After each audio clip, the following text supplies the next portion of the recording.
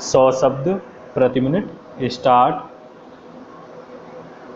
उपसभापति महोदय, हम लोगों के सामने रेलवे समझौता आयोग की जिन सिफारिशों को मंजूर करने का प्रस्ताव है वे सिफारिशें आंतरिक सिफारिशें हैं, क्योंकि रिपोर्ट ही अंतरिम रिपोर्ट है।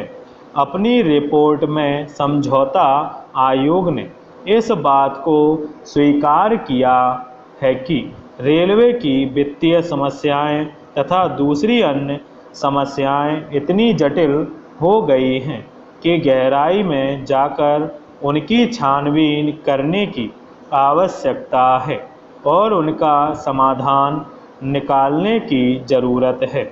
जो सिफारिशें हम लोगों के सामने मंजूरी के लिए आई हैं वे वही हैं जो इतने सालों से चली आ रही हैं। इतने सालों से जिस तरह से चीज़ें चली आ रही हैं उसी तरह से अब भी चलनी चाहिए, यही सिफारिश है।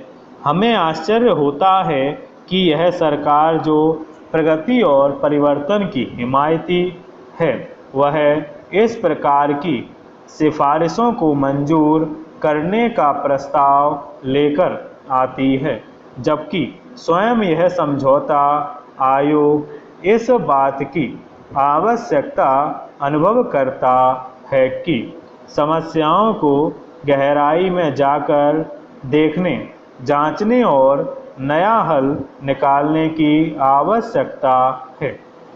महोदय, यह जो रेलवे बोर्ड है और जो इसकी अर्थव्यवस्था है, जो उसकी प्रबंध व्यवस्था है, वह पुरानी पड़ गई है।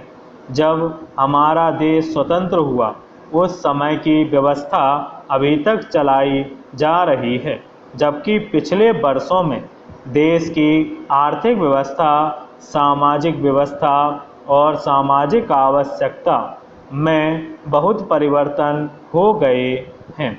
रेलवे बोर्ड की प्रबंध व्यवस्था और अर्थव्यवस्था इन परिवर्तनों के अनुकूल नहीं है। यही मूल कारण है कि आज रेलवे आर्थिक दुर्व्यवस्था का शिकार हो रहा है।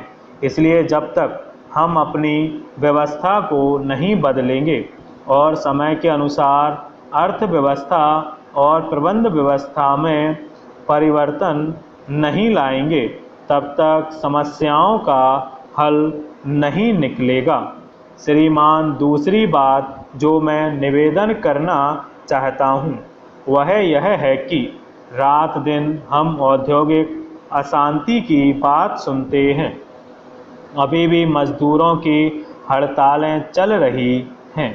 रेल मंत्रालय की ओर से कहा जाता है कि मजदूर हड़ताल कर देते हैं और रेल सेवा ठप हो जाती है।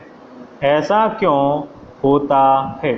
इन प्रश्नों को हम अभी नहीं उठाना चाहते, लेकिन इतना अवश्य कहना चाहते हैं कि जब तक रेल के प्रबंध में मजदूरों का प्रतिनिधित्व नहीं होगा तब तक आप रेल सेवा को सुचारू रूप से नहीं चला सकते।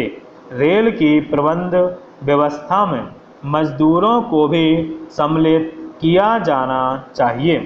रेल की अर्थ एवं प्रबंध व्यवस्था में रेल मजदूरों की भागीदारी के बिना औद्योगिक अशांति की समस्याओं से निपटा नहीं जा सकता। मेरे ये जो कुछ सुझाव हैं, मैं समझता हूँ कि ये देश की अवस्था के अनुसार रेलवे बोर्ड की आर्थिक व्यवस्था और संचालन व्यवस्था में परिवर्तन लाने के सुझाव हैं, और मैं आशा करता हूँ कि मेरे इन सुझावों पर यदि आप विचार करेंगे तो रेलवे की जो कठिनाई है, उसका जो संकट है और जो संकट दिनों दिन गहरा होता जा रहा है, वह संकट दूर होगा और रेलवे आधुनिक तथा कुशल सेवा के रूप में हमें उपलब्ध हो सकेगा।